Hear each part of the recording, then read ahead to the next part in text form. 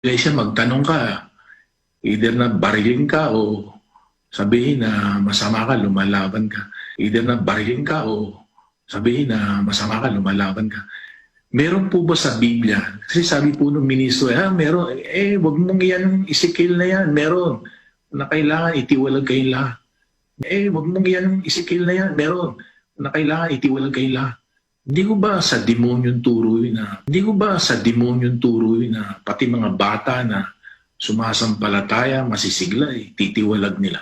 Hindi ko ba sa demonyong turo na pati mga bata na sumasampalataya, masisigla, titiwalag nila. Ganun ho kasing uso sa iglesia ngayon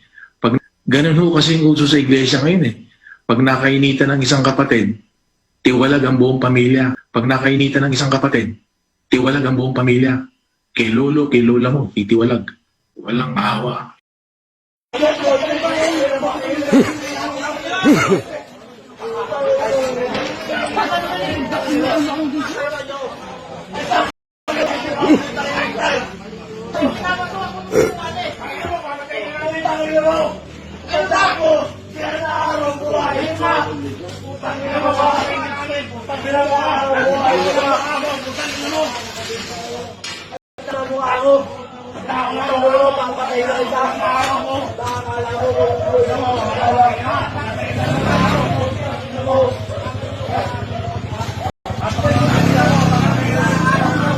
Labas sa Net 25, yung kanilang istasyon, ano?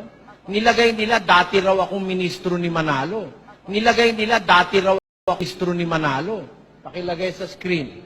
Yan, nakalagay po dyan. Ang tamang daan, Arts Culture 2003. An Iglesia ni Cristo program in which the main purpose is to refute the teachings of former INC minister Eli Soriano. Alam mo, sinasabi nila former INC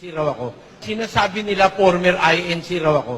Napakasinungaling talaga niyang mga ministro na yan, pati si Manalo sinungaling. Siya nagtuturo sa kanyang mga miyembro at saka sa kanyang mga ministro.